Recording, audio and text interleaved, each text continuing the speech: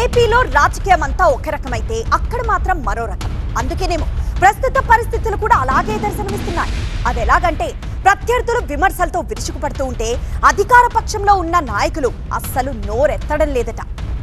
అసలు ఇదేంటి, మాకు అస్సలు అర్థం కావడం లేదు అంటూ తెలుగు తమ్ముళ్ళు తెగ ఆందోళన చెందుతున్నారట. ఇంతకీ ఆ ప్రాంతం ఏది? అక్కడ రూలింగ్ పార్టీ నాయకుల మౌనం దేనికి? తిక్కోలు జిల్లాలో డిఫరెంట్ సీట్, దూకుడుగా ప్యాన్, చప్పుడు చేయని సైకిల్, ప్రత్యర్థులకు కౌంటర్లు ఎక్కడా? ఏపీ రాజకీయాల్లో ఉత్తరాంధ్రది కీలక స్థానం. అధికారం చేతులు మారడంలో ఇక్కడి 3 జిల్లాలు కీలకంగా వ్యవహరిస్తాయి అనడంలో ఎలాంటి సందేహం లేదు. మరీ ముఖ్యంగా శ్రీకాకుళం జిల్లా పరిస్థితులు ఎప్పటికప్పుడు ప్రత్యేకమన్నట్టుగానే ఉంటాయి. అలాంటి చోట కూటమిగా బరిలోకి దిగి ఎన్నికల్లో స్వీప్ చేసేసిన టీడీపీ ఆ స్థాయి దూకుడు మాత్రం చూపడం లేదట.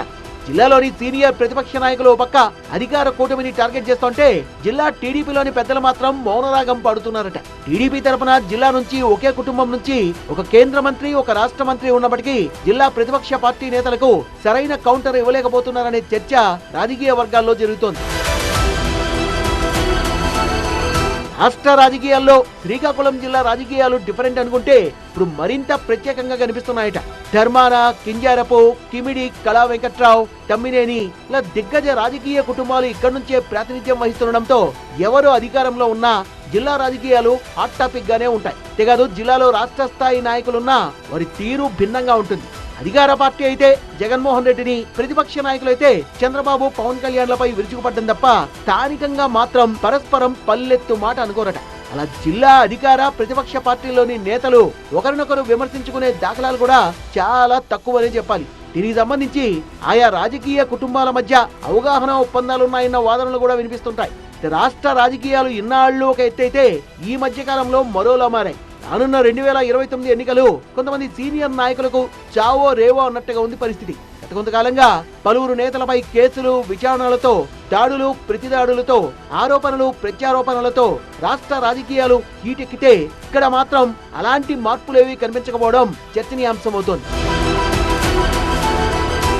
కంచుకోట లాంటి శ్రీకాకుళం జిల్లాలో 2019లో ఫ్యాన్ గాలిని తట్టుకొని కాసింత పట్టు నిలుపుకున్న టీడీపీ 2024 ఎన్నికల్లో హెచ్ఆర్లను బీజేపీకి అప్పగించేసి మిగిలిన స్థానాలన్నీ స్వీప్ చేసేసింది.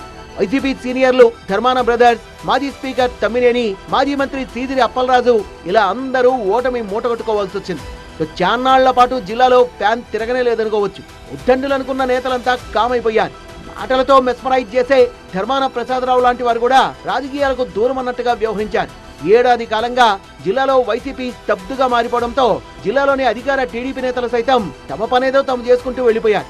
సడన్ గా వైసీపీ నాయకులు స్పీడ్ పెంచినట్టు కనిపిస్తోంది. గత 3 నెలల నుంచి ధర్మాన ప్రసాదరావు యాక్టివ్ అయ్యారు. జిల్లా రాజకీయాల్లో తనదైన మార్క్ చూపుతూ అధికార కూటమిపై విమర్శల వర్షం కురిపిస్తున్నారు. ఆయనతో పాటు ఇతర నేతలు కూడా కూటమి పెద్దలే టార్గెట్ గా తమదైన ఆరోపణలతో దూకుడు పెంచారు.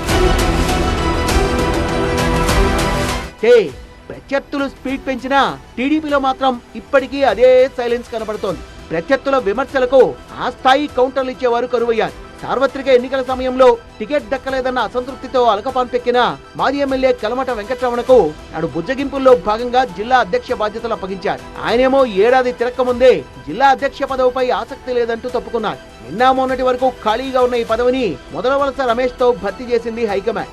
అధికార పార్టీ తరఫున బలమైన వాయిస్ వినిపించేవారు లేకుండా పోయారు. శాసనసభ్యుల విషయానికి వస్తే జిల్లాలోని శ్రీకాకుళం, పలాస, హెచ్ఆర్ల, పాతపట్నం వంటి స్థానాల్లో మొదటిసారి ఎమ్మెల్యేలుగా గెలుపొందిన వారే ఉన్నారు. ఎక్కువ మంది జూనియర్లే కావడం, సీనియర్లేమో టికెట్లు దక్కలేదన్న అసంతృప్తితో సైలెంట్ గా ఉండడం టీడీపీకి మైనస్ అవుతుందనే టాక్ వినిపిస్తోంది. ప్రస్తుతం వైసీపీకి ఆ స్థాయిలో కౌంటర్ ఇచ్చే సత్తా, బాధ్యత రామ్మోహన్ నాయుడు, అచ్చెన్నాయుడులకే ఉంది. మరో సీనియర్ కూన రవికుమార్ అడపాదడపా వైసీపీకి కౌంటర్ ఇస్తూ ఉరికి చాటుకుంటున్నా ఆ స్థాయి ప్రభావం కనిపించడం లేదట. దూకుడుగా వెళ్తున్న ధర్మాన ప్రసాదరావు లాంటి నేతల్ని ఎదుర్కోవాల్సిన వేళ ఇటు కేంద్ర మంత్రి, ఇటు రాష్ట్ర మంత్రి ఇద్దరు మౌనరాగమే ఆలపిస్తుండడం టీడీపీ వర్గాలకే కాదు రాజకీయ వర్గాలకు కూడా అంతు చిక్కడం లేదు.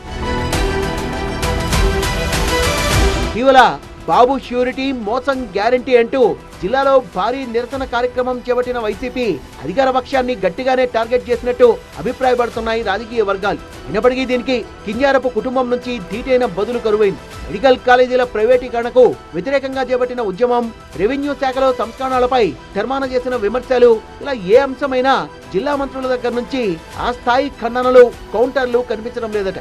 మంత్రులతో సహా అధికార పార్టీ ఎమ్మెల్యేల వ్యవహార శైలి ఇప్పుడు సొంత పార్టీలోనూ రాజకీయ వర్గాల్లోనూ చర్చకు కారణమవుతోంది. మరి ఇక ముందైనా రూలింగ్ పార్టీ నేతలు తీరు మార్చుకుంటారో లేదో చూడాలి.